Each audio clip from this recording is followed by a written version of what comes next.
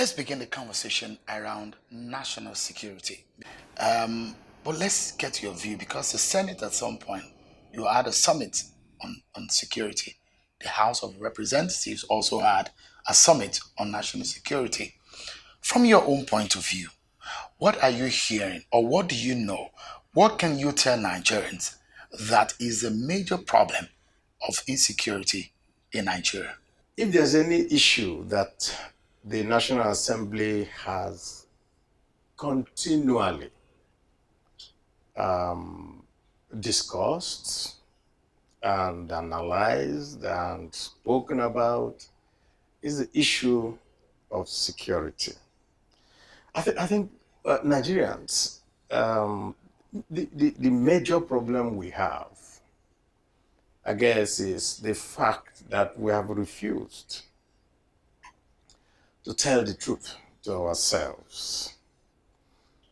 At any time that you tell the truth, what happens is that you are labeled by the apologists of this government of, you don't like our government, you are from an opposing party and all that. But the point really is this: it's affecting each and every one of us in this country and at all parts of the country. No one in this government and no one in Nigeria today can say that when this government came into power in 2015, that it was as bad as this. So we seem to have continually regressed. And we saw the signs coming. If you recall, sometimes, I think it was about 2017, I raised the issue on the floor. I went to the extent of calling for the resignation of the president because I said, what we're seeing does not seem like a government that is prepared to confront a problem that it used to come into power. Because the government of President Muhammadu Buhari and the APC used the matter of insecurity to say that they were going to deal with it in no time at all. And most Nigerians believe what they said.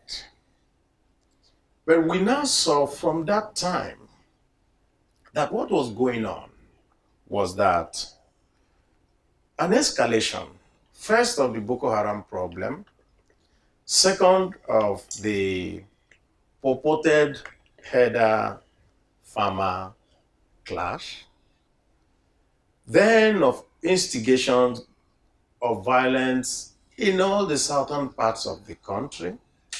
And we felt that there was something wrong here. And we asked the question, and I remember I asked the question, and I said, how could this government, instead of tackling the insecurity that came in from 2015, continually gave different reasons, and it got to a point where the presidential spokesman, Femi Adesina, this was what was going on in Benue and Plateau or something that time, says, okay, if you want to leave, you leave your land. In other words, there was an attempt at a land grab.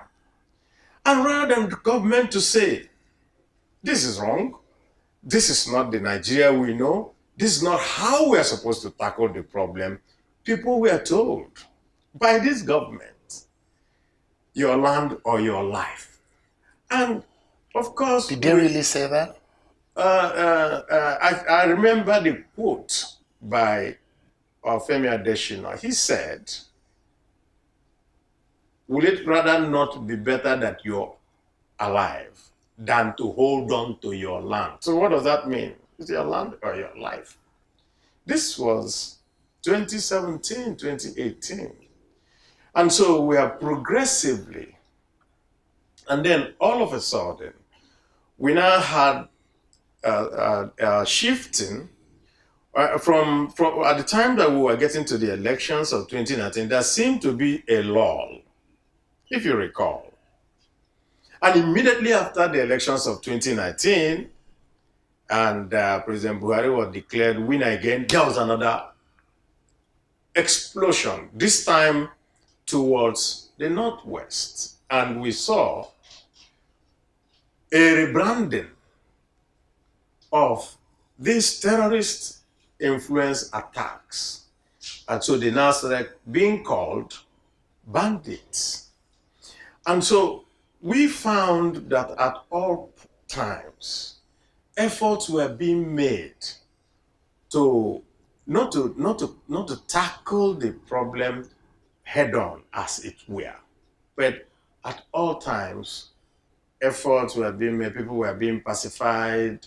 Bandits were now terrorists were now called bandits, and said, "Oh, what they're doing." And then we had people going along to, and then of course, children, our children in schools now became fodder because there were multiple kidnappings, and you could see from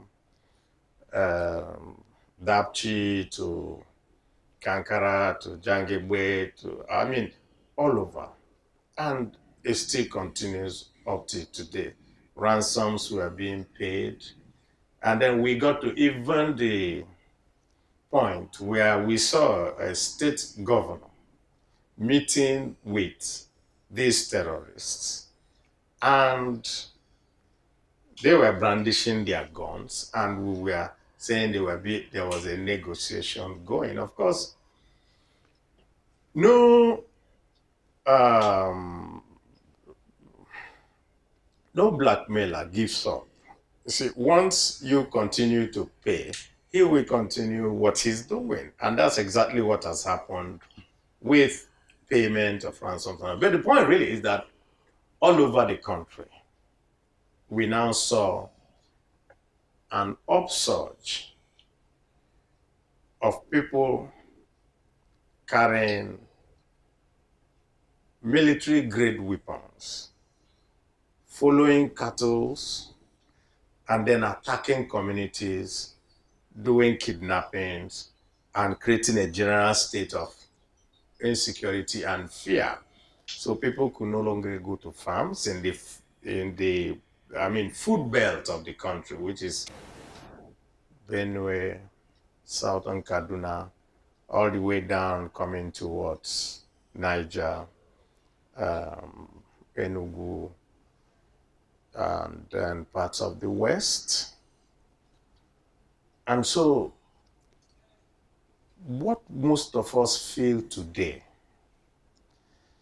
is that it's very difficult for this government to deal with the problem, because you first have to acknowledge that there is a problem. Now, this government were very quick to tag the separatists and people who were doing agitation in the southeast terrorists, because they know the implication of tagging anybody a terrorist. And every effort being made to say, why these people who are doing all these things in the northeast, in the northwest, and so forth, why wouldn't you also designate them so that the full weight of international opprobrium will land on them? And every effort is made to, beautify the word and say it's bandits. But then this set of people have been able to shoot down a military aircraft. And so it's no longer that they are just people who are doing kidnapping for ransom. Because I want us to look at the problem of this insecurity, because it's a major one. And every sector of the country has its own share of it. Yes. And from the point of view of the National Assembly, because you are government too, you are part of government. Yeah. And so in looking for the solution, that was why I asked the question, what have you identified in your own position? You are the leader of the minority in the National Assembly, in the Senate. What have you identified as a problem? One single thing that you see that is a major problem. The major problem is the inability of the government to want to tackle that. The single most dangerous part is this influx of non-Nigerians with military-grade weapons sweeping across our countries, going into the countryside and committing mayhem. But no effort is made to profile them.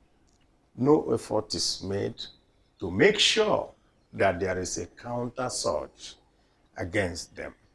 No effort is, all that has been happening has been pacification. Let me just put it that, not pacification, I'm sorry. All that has been happening is an attempt to reach agreements. How do you reach agreements with a terrorist who is coming from outside the country trying to take over?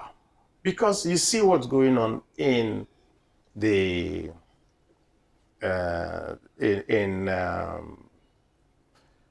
Plateau State just in the past few weeks. That is emblematic of what has been happening. Group of people come in,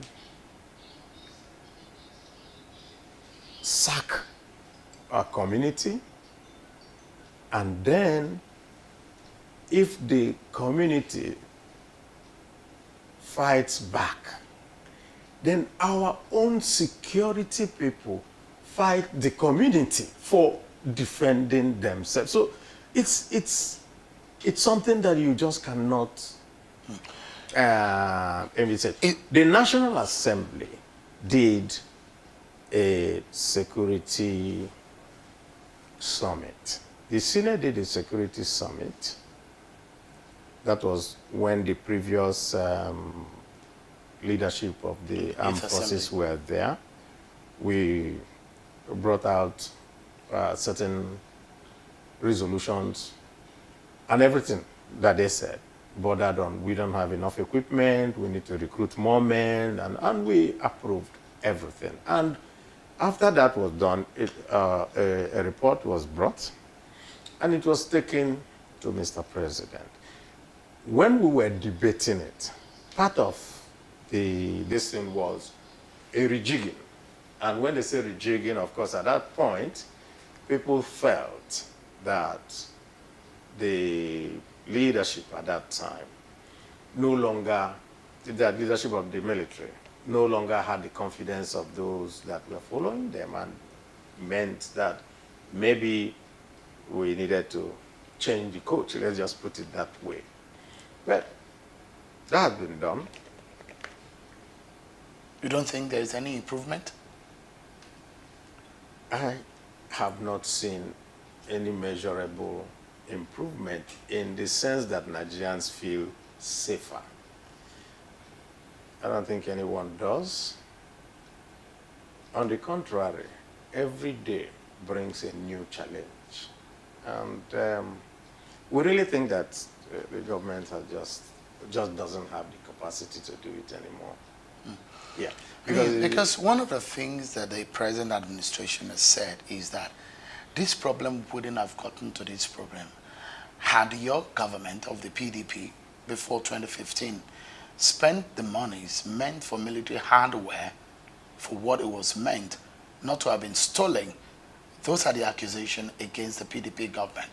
And these are being underlined by this government that is one of the major problems, that they inherited a military, a police that is short of the kind of equipment that it needs to fight the war that is confronted by the nation. I think one of the most unfortunate parts of what has happened to us is the tendency for this government to lie to itself and believe its own lies in the build-up to the 2015 elections. If you recall, we didn't have any insurgency in the northwest. We didn't have any in the southwest. Neither did we have any in the southeast. The problem in the south-south in the Niger Delta had been largely resolved by the PDP government of President Yaradua. Recall also that before the elections, there was also, because the major area of problems was basically the northeast, and basically in two states, maybe just in another one, Borno, Yobe, and part of Adamawa, if we all tell ourselves the truth. And the government at that time, or President Jonathan, also asked for time so that they can be sure that elections are done peacefully everywhere. And there was a sweep that brought all these dangerous people were actually sent out of Nigeria. The point really, like I told you, is that when people develop selective amnesia in this government, that is their issue, not ours. At the point at which we handed over in 2015, most parts of Borno State had been cleared and people had been told to move back. With some 18 local government or so, still have a senator. Yes, at that time, it wasn't hosting of flags. That is what I'm saying. They had already removed all of them. Then, this government came into place. That's what I'm talking about, selective amnesia. This government spent how many months to even get a government going. Those who were fighting the wars, including those who were brought from outside at that time, who had even decimated were all sent away. And then gradually, the same Boko Haram people started creeping back. And I said that from that time, that was when we now started getting people coming into this country. And these same apologies of our government making excuses for them. Understand that at that time when we queried, and that's why I like the fact that there's always the facts. There's always the intent, doesn't lie. At that time, I remember in 2016 and 2017, when we queried, I said, who are all these people who are not speaking Nigerian languages, who are coming in carrying this thing? What happened? We were told, first of all, by President Buhari himself, that it was a fallout of the civil war in Libya. When we queried further to say, why are these people in Plateau and in Benue killing and murdering villagers and sacking villages? We were told that, that it was because people were on grazing routes and were blocking those because of, remember, the Minister of Defense at that time, Dan Manso, made that statement. And when we went further to ask again, how could it be that people have been murdered all over the place? And you're telling us that it is just herder-farmer clash. At every point, there will always be a narrative. At that time, did you hear of anything in Southern Kaduna? Did you hear of anything in Katsina? Did you hear of anything in Zamfara? Did you hear of anything in Kebbi? Nothing.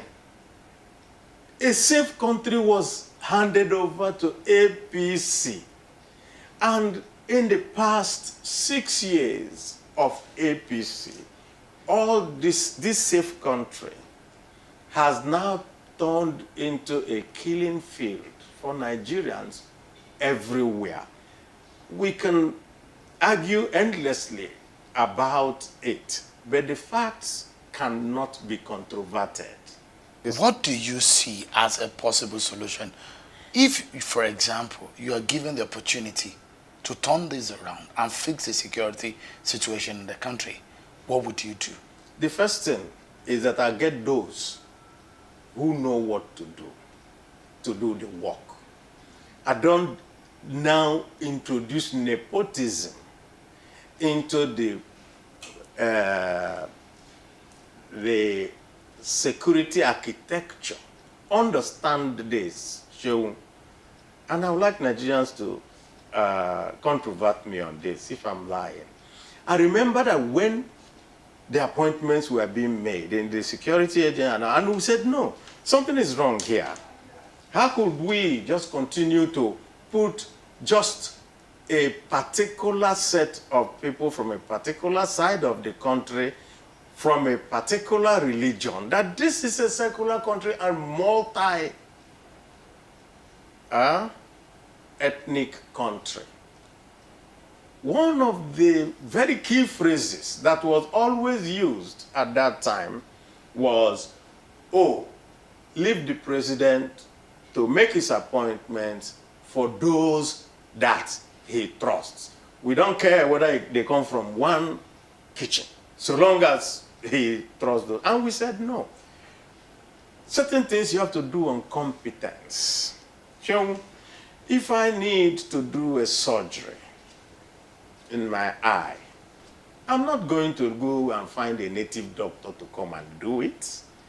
I will find a trained ophthalmologist. And that is how it is with most parts of life. You don't just put people just because you like them or they are from your house or something like that and say go and do a job that is beyond their capacity. So what we are seeing is the consequence of what a friend of mine called the weaponization of nepotism. When you leave those who are competent to do a job and then you give it to some other people and justify it in all manners of ways, because you can justify anything on this earth, the consequence will always be that we will suffer for it. And Nigeria is, I'm sorry, in very dire straits today because of this type of judgment. So you will get to go after people even if they're mercenaries or not Nigerians? Who will do the job is the most important thing. Not minding whether they are not Nigerians. Let me say this. Because the government of PDP made use of mercenaries. Would you use that? Would you consider such? It got the job done then, didn't it? We got the job done. We could not do election. And that election was what the election that brought in President Buhari. We got the job done. That is the most critical thing.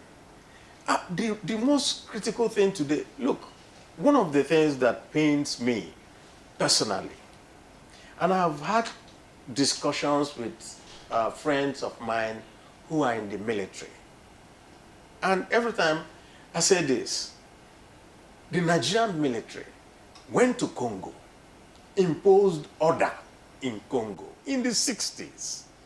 The Nigerian military in the 80s went to Liberia, went to Sierra Leone, imposed order, which means that the problem today is not the Nigerian military has the capacity, and I continue to say they do.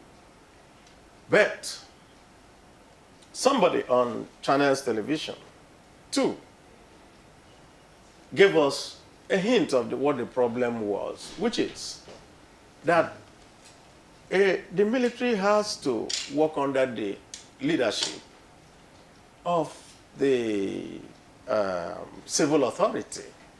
And when the civil authority doesn't give them that go-ahead to be able to deal with that issue, we all run into problems. I think that if it's in terms of funding, when somebody now tells you, oh, they stole money, it's not true.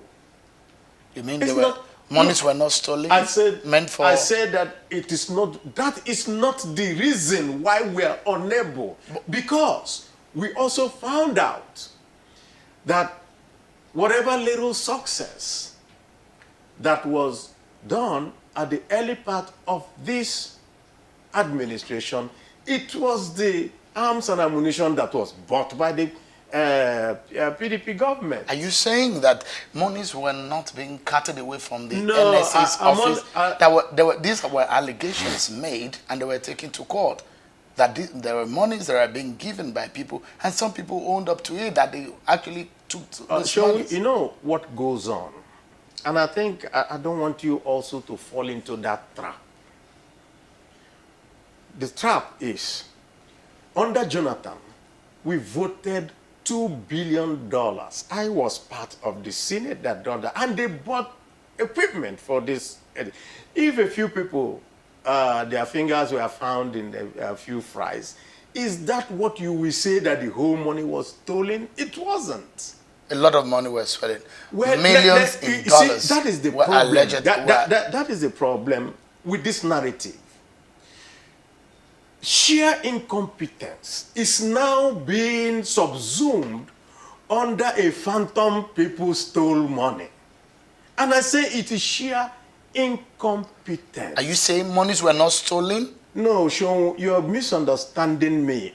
I'm not saying monies were or were not stolen. I'm saying that it is the incompetence of the leadership and the direction of the fight against the insecurity and the terrorists and everything that have besieged Nigeria, that rather than own up, people now start looking for where to hang. And then the first thing to do is, oh, PDP people stole. Please, Sean, the day we're going to have a conversation,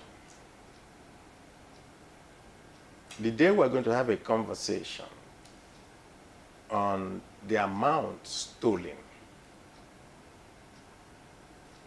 in this government, I'm sure Nigerians will be, they will shudder. You have evidence that monies are being stolen in this government?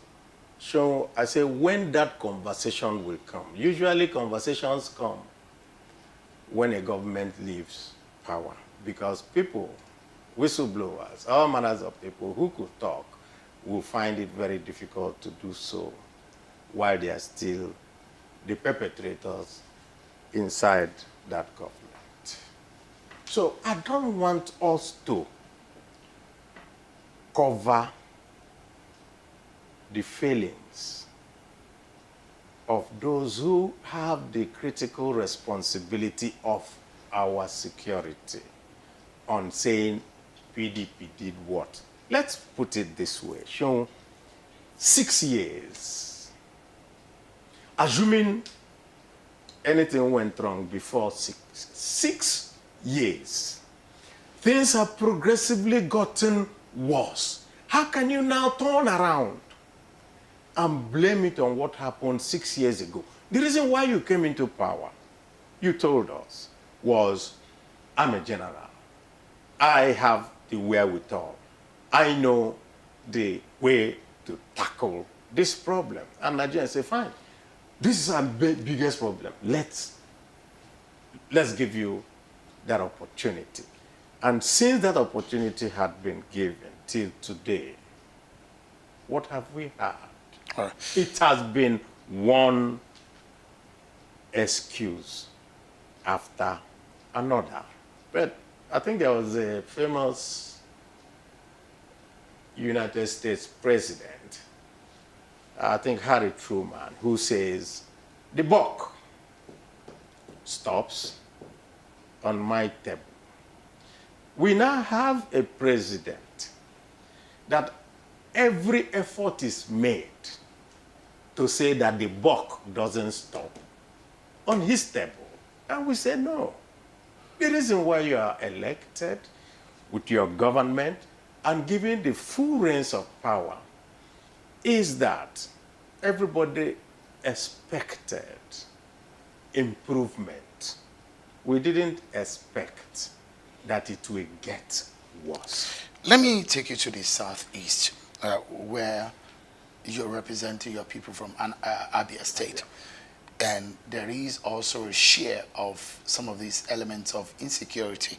But let me ask first and foremost, are you a supporter of IPOB? I'm a supporter of the cries of our people against injustice.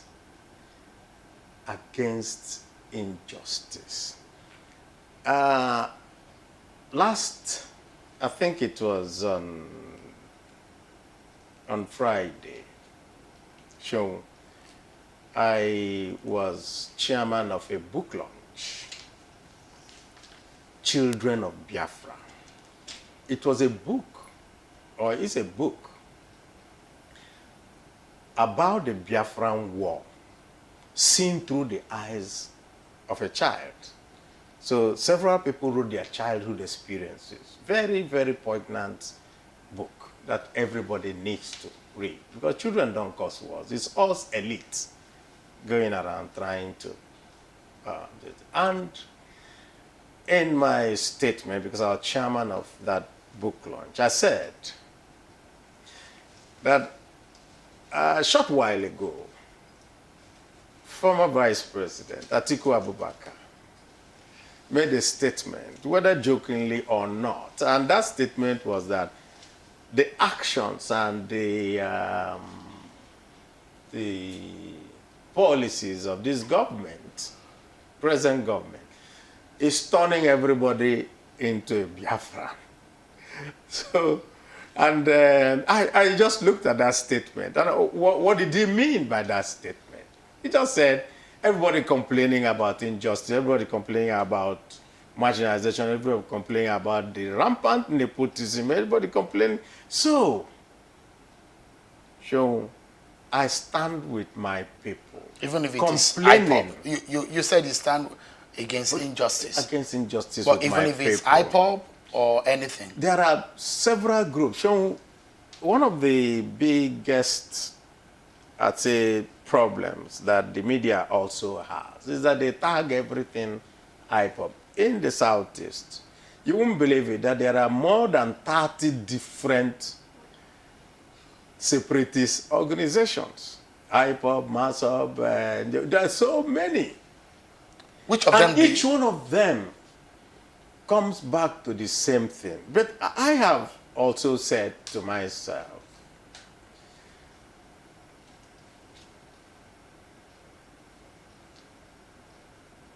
Civil War ended in 1970. By 1979, somebody from that enclave, from the same place, from the Southeast, Dr. Alese Kwemo, blessed memory, was a vice president of this country, which showed that there were people who were able to manage the diversity of Nigeria. Why you're having separatist agitations everywhere today in the West, in the South, and all that, is that some people are unable to manage our diversity. That is just the fact. I mean, Senator, yes. You've not told us whether or not you psychologically or physically or intuitively support IPOB. Why do you want to know whether I support IPOB?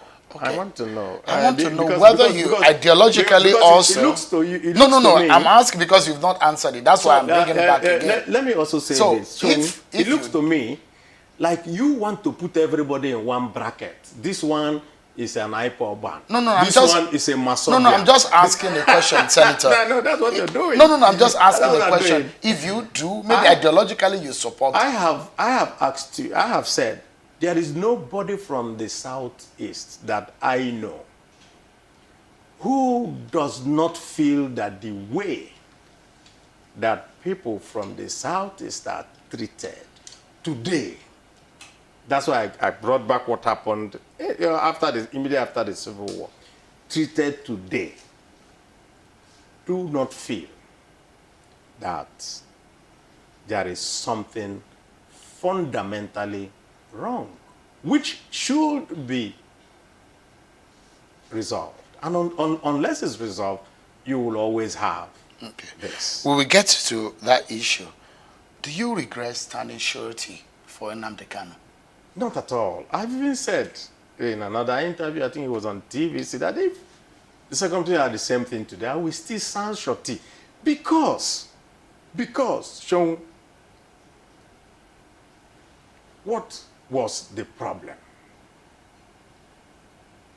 What exactly was the problem? You feel that you're being unfairly treated. And at every point that you try to make and say, why don't we talk about it? You're being blocked at all points. And then, of course, if you're a youth, you erupt. That's what normally happens. What happens is that you come in and do a dialogue with people. President Yaradua, at the point at which the Niger Delta was burning, the oil pipelines were being broken, and oil production had fallen to an all-time low. Didn't go in with guns, didn't go in to say, let us kill everybody, let us jail everybody. He opted to say, come and tell us what the problem was. And that largely resolved the issue up to today. So why is it that the government of APC today has an aversion to dialogue? Why? What is it that makes any time that the Southeast is mentioned, hackles are raised? What is it about this particular government? And that's why I went back to say there had been other governments, including Fulani governments. So what is it about something? So let me ask you, Senator, what, because people generally speak about the Igbos being marginalized, but that is a very general term to describe the agitation on the minds of those who say Igbos are being marginalized. What is this marginalization in specific term? I ask another question, Sean. If you say, sit down and write out what it means. Sit down and write out what this marginalization. Of course, if I write, you will see it from an elitist point of view. Okay, so they didn't give you A or B or C, and say, why not? No, that's not the thing. There is a general lack of empathy about the sufferings of people. There is a general, I would say,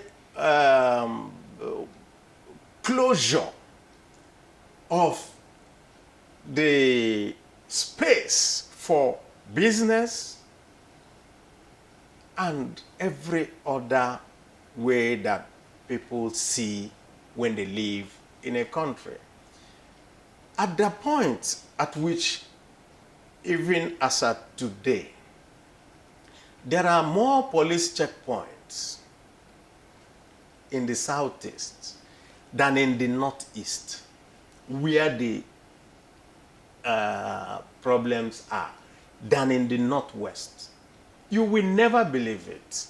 You go from one city to the other, from Onitsha to Owerri, several, you will see up to 10, 20 checkpoints. Why? Why are people being subjected to the fact that children growing up at school age, one will have to score 300, another one will score 2, in order to be able to go to the same school. Why? Why would the local importer who needs to bring his goods and able to raise his money and do his business, all the ports in the eastern coast, starting from Warri, Koko, Port Harcourt, One, Calabar, and all that, be non-viable. And the insurance rates are higher. The cost of bringing it is higher, so you have to move through Lagos. So somebody who now needs to do his business has to move it by land, costing so much.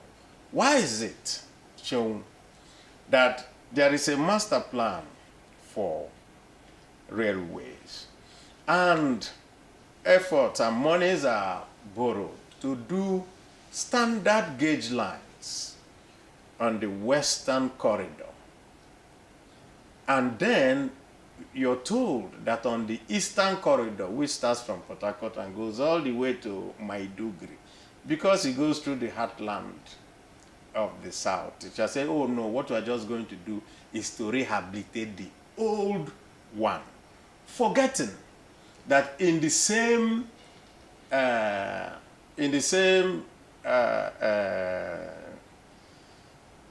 railway master plan, they are supposed to meet somewhere. So how would a narrow gauge intersect with a standard gauge, assuming that you want both of them to meet somewhere so you can move out goods and so forth? Why? And when questions are asked, you are now seen as a troublemaker when you ask those questions. And then we turn around and say, but okay, and elements of this government are very, very quick to run to a default position. So we know the default position. Oh, PDP, they were thieves. Yeah, and so that is why. How? Senator, I mean, you, and then they say, oh, but you were in power, why didn't you do it? No.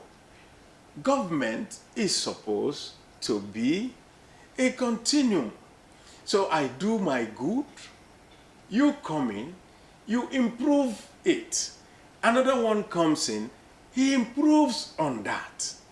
But you take a position that is not so good, and we now say, no, there's something that we need to correct here. And then you fall back, as if it's written, okay, anytime you ask a question, go back to all of you are thieves. You know, I'm in the National Assembly here. I suffer part of it. And I go out and people say, but you people, you're all thieves.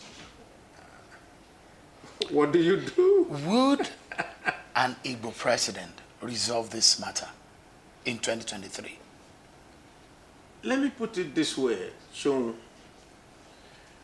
The man who the shoe pinches now knows where it hurts. The Igbo are the people in Nigeria who make the conscious effort of leaving their homeland to settle anywhere else without hurting their roots. At any point where they go to stay with their roots, you have never heard that they kill and maim and burn and all that. So they know how to aggregate everybody's, feelings, their customs, their laws, their mores, their everything. And so because of that, we feel that the Igbo will understand you, will even have the time for you Today, we don't feel that this government has the time for anybody. I'm no longer talking Igbo now. I'm talking about the whole of Nigeria. They only talk to themselves and only listen to themselves. So if an Igbo man becomes the president in 2023, you don't think that will resolve the matter? You will see a tremendous change, starting with the fact that he will be able, or she will be able, to manage our diversity better. So invariably, there needs to be an Igbo president in 2023. You're putting words in my mouth. I mean, I'm just asking. Invariably. No, I'm just asking. Do you think that an Igbo presidency is right in 2023? Is right in 2023, number one. But number two, we think that the party called APC is not set up to manage Nigeria properly. And so it has to be our own party that has been able to carry everybody along. And those of us Igbos within our party, knowing that you have to play politics, you have to talk to people, you have to be able to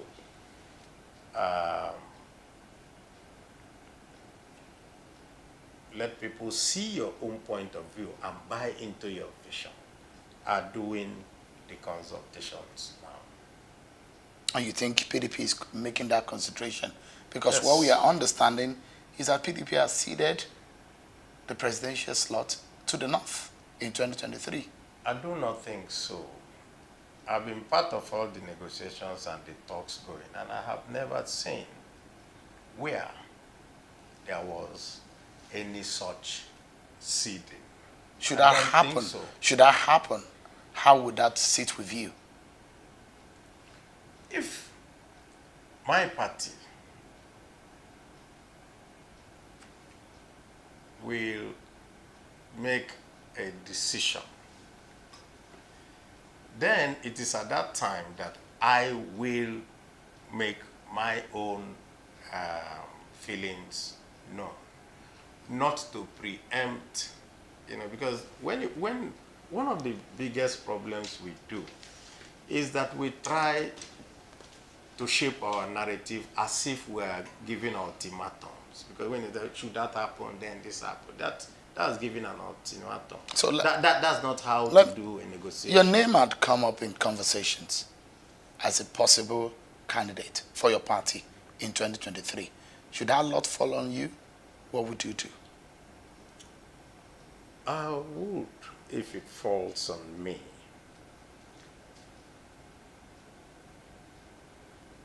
Within 6 months, all these things will be a thing of the past. Have you ever considered being the president of Nigeria? I will say this. If you ask former Governor Muhammadu of Bauchi State, we had a conversation of this nature in the year 2000, and he asked me one question. He said, wouldn't you like to be president of Nigeria? And I said, of course, who would not like to head this beautiful country? That was far back as 2000. But is your answer still the same? Let's put it this way. Cheung, my good friend and brother, Peter Obi, said something when this type of questions came out, and says, if you have a vehicle with a knocked engine, who would you look for? Will you look for a very good driver for a vehicle that the engine will not move? What you should do first is to go look for a mechanic. Is that not so? A good mechanic to make sure that the engine can run. I think we are at the point today in Nigeria where we need that type of mechanic. And could that be you? Could be. I'm sure Nigerians will be able to make up their mind who it can be. But do you think you are the kind of mechanic in coach that Nigeria needs? Why not? The people who are there today, sure, I don't think that they are much better than me. Do you think they are? You think you can do a better job? I think I can do a more fantastic job than what I'm seeing. What I'm saying, just to... Do you support the sit-at-home order? I think the sit-at-home order was eventually renounced, I think, because we also heard that the IPOB said no more, let the sit-at-home be only when their leader comes to court.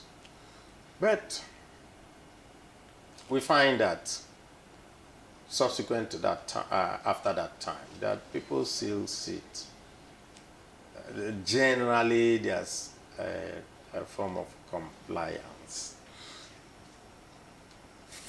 It should worry the government if a non-state actor is complied with in this manner. It takes us back to what I said at the beginning, that there is need to sit and talk with these people, not to at all times demonize and try to wave them off of people you can crush by kinetic means. Because the point is this: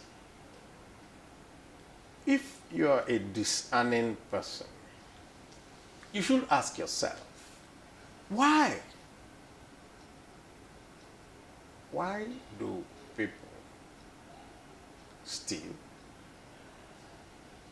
despite all the assurances, despite the fact that they are losing, are willing to make that sacrifice?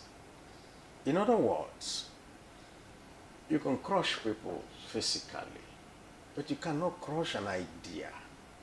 And so you need to be able to engage so that that idea is what the discussion is all about. Don't you think, from what I hear, that some of these members of IPOB forcefully make people to sit at home? So let's put it this way too. How do you make the whole of them in the Southeast sit at home? How? What is their number? The government has tagged IPOB a terrorist organization. Unfortunately. It stands as a terrorist organization. Unfortunately. But when you say dialogue, has that period not passed? Is that window still? There is no time. Is there still a possibility of a dialogue? People who are shooting at each other in a war also sit and dialogue. So there is no time that you have, removed that. It is those who will prefer that Nigeria breaks up, really, and burn and all that, are those who are now telling this government, don't ever agree, should that if the Israelis and the Egyptians could sit and talk, you just cannot tell me that brothers within the same country cannot sit and talk. Would you be willing to midwife if such a window opens? I know, as a matter of fact, that efforts have been made by well-meaning Nigerians to this government for such discussions to happen. but he has always been rebuffed. This government needs to dialogue with everybody. I'm not just talking about the IPOB people. Like I told you, there are so many organizations. This government needs to dialogue with the Yoruba separatists. This government needs to continue dialoguing with the Niger Delta people. This government needs to talk and dialogue with the people from the Middle Belt, the people from Plateau, the people from Southern Kaduna. You must have to continue to talk to all these people because